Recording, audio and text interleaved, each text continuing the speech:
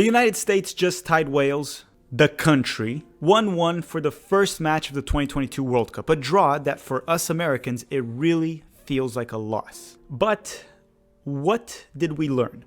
Hi, I'm Mirhan Filippo and welcome to Tactical Manager TV and welcome to another 7 Things We Learned, a series that we totally copied from George Benson, but we made it better by adding one more lesson.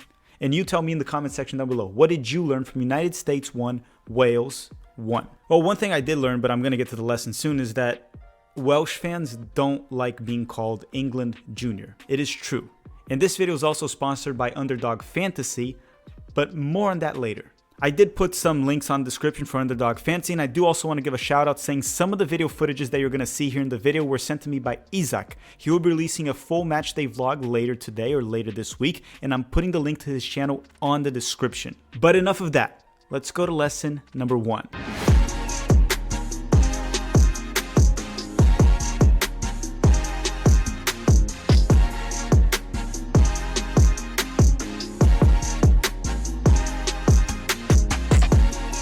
Lesson number 1 is this draw really had a bad taste in our mouth, like poop, right? And I already talked about this. I never had poop in my mouth, but you get what I'm saying. Regardless, it's not all doom and gloom. What I mean by that is that it's still wide open. Sure, I pretty much have lost hope for Greg Berhalter at this point. I'll address that later in the video, but we can still get out of our group by simply beating Iran. So, as it feels like crap the result, we are still in it. But let's take one game at a time, and the next one will be England. And look, I won't hide the fact that it was extremely frustrating, but I'll talk about more of this later in the video and the other lessons, but we're still in it. We're technically in second place right now with Wales in third, so it's not doom and gloom. It's frustrating, it sucks, but it's not game over. Lesson number 2 is the United States is very slow when switching from one phase of play to the other. So essentially the defensive shape to the offensive shape. But let me explain. So I won't go into details, but the 4 main phases of play that I look into are the offensive shape, the defensive shape, and transitions between the offense to defense and defense to offense. Now, the defensive shape and offensive shape of the United States, it's fine. It's not perfect, but it's not a problem. Now, the transition from offense to defense, which is when we're stopping a counter, which is when we lose the ball, essentially, I think it's fine as well. But the problem is our counterattack. We have no counterattack. So when we transition from the defensive phase to the offensive phase or setup, whatever you want to call it, we are super slow. We essentially have no counterattack. That's what I'm saying. We're never a threat on the counter.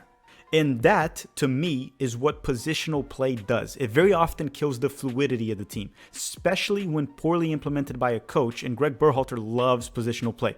It's been a problem for a while. Just notice how we are never a threat in the counterattack. Just think about it for a second. Try to remember and you'll see that I'm right.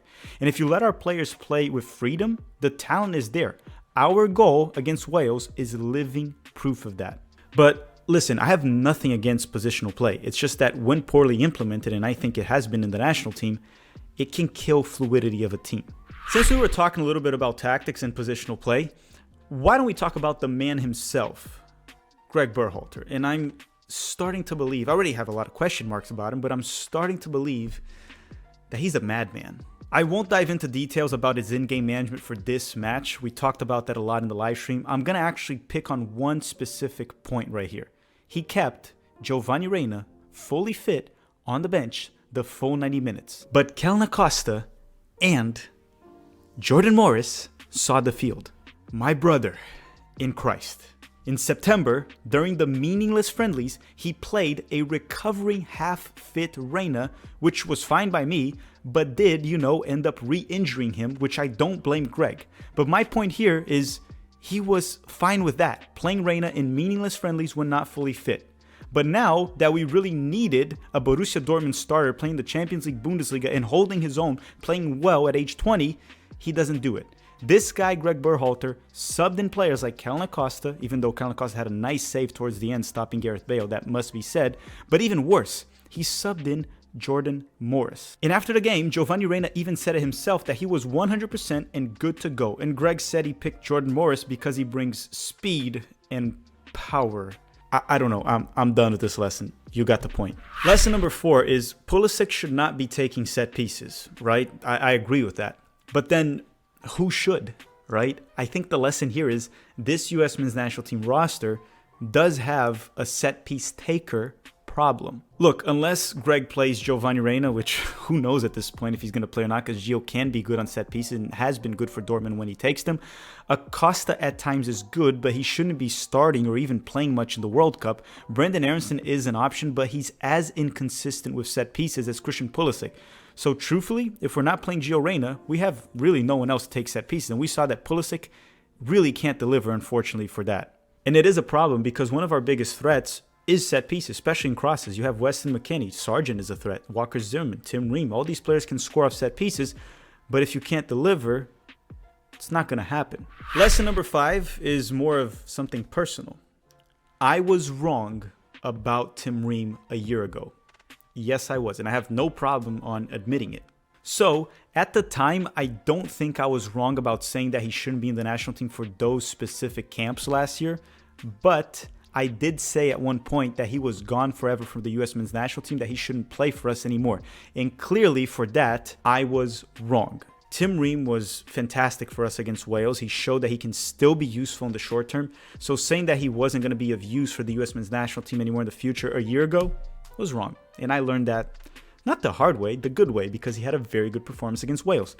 Arguably our best player, or at least the top 3 alongside Tyler Adams. But do you know what I'm usually not wrong with? My Underdog Fantasy picks. Underdog Fantasy is sponsoring this video, and it is a fun game to play during the World Cup. I have been playing it myself. You can download the app by using the link on the description down below and use the promo code BERHALTERBALL. Yes, they let me pick it, and I picked it BERHALTERBALL, all in one word, as they will be matching your deposit up to $100, and you will be helping the channel as well in the process. The game I like to play is fairly simple. You click on the Pick'em and then you go to the soccer section, where you will then select choices per player and stats to win. Pretty simple. Make sure you fully understand the rules before playing, and I will be making my picks during the Brazil and US men's national team live watch-alongs. In case you're unsure how to play, wait for those, as you will see how I play. It's lots of fun, so stay tuned. And as always, play with responsibility. To have fun, not to get rich. Trust me, don't do it to get rich. I put $5 to $10, I play a few games, it makes it more exciting, and that's it. All right, that's Underdog, the link's on the description, and I will be showing on the USMNT and Brazil live streams. Now, back to the video, to lesson number 6 is about the formation. I'm fine with Greg Berhalter's 4-3-3. It's just the way we set it up that I would like to see some tweaks here and there. So let me explain what I mean by that, because what I said was just very vague. I'd rather have Yunus Musa and Tyler Adams drop at the double pivot right there when we are in possession, and then we push Weston McKennie high up the field. So when we are whipping in crosses, he can arrive in the box as a shadow striker. So essentially what I'm saying, in possession, we would look like a 4-2-3-1. Not really a back four since our fullbacks push high up the field, but you get what I'm saying. We flip the triangle in the midfield. Instead of being a double pivot up top and then a lone 6, we have 2 6s, and Weston McKennie almost like a 10, but not really a playmaking 10, almost like a shadow striker's 10. I feel like we are sending in crosses, and McKennie, our biggest threat in the air, was never there in the box besides on set pieces. It's something Juventus does very well with Weston McKennie, and it pays dividends as he scores a lot. But we have him dropping deep, and to me, that's not getting the best out of his game. Regardless, yeah, he didn't have a good performance, but I just think that's a better way to utilize Weston by pushing him high up the field. In lesson number 7, before we get to it, if you made it this far, don't forget to smash that like button real quick if you haven't already. Lesson number 6, it's pretty simple. It's just believe. Yeah, look at the sign right here. Just keep believing. We're Americans, and that's what we do. We have gotten out of our group plenty of times, going 1 win, 1 draw, and 1 loss. I remember right away 2014 and 2002 fresh in my memory. So believe. We have a draw, so maybe 1 win and 1 loss will be enough for us to get through, maybe on goal differential, whatever it is. We can do this, so let's not lose hope. Hopefully we beat Iran. Let's see if we get a result against England this Friday. It will be lots of fun, and we will release the match preview soon for England versus the United States. Even though Greg Berhalter continues to do his best to lead us to lose all hope, nothing has been lost. We are fine, and I still think we will get out of our group. All right, everyone, thank you very much for watching. Thank you for hanging out too. The live stream was awesome. It was big. It was tremendous. It was massive. And that's all thanks to you. Don't forget to smash the like button before you go. Check out Underdog. The link's on the description if you like to. Thank you, Underdog, for sponsoring this video. Thank you for watching, and have a great day.